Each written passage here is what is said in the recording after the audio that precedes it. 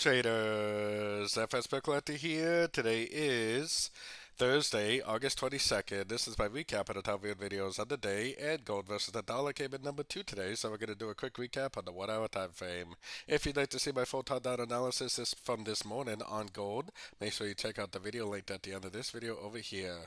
So gold did break a significant break of structure. Really, all the dollar pairs pretty much did break a structure level today, which is really good news because now we can not only exit any swing trades to the long side, but we can also potentially look for some shorting opportunities.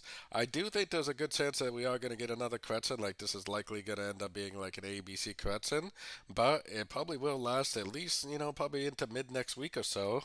So potentially we could have some pretty good shorting opportunities while we wait for a decent long at a Fibonacci bounce, 3 waves down, Fibonacci bounce, and possibly move to the upside. Until that happens, you can definitely look for long shorts while you wait for the bigger ABC correction to play out for the long opportunity. So don't forget to join my free Discord channel, which is linked over here in the corner. And as always, thank you and happy trading.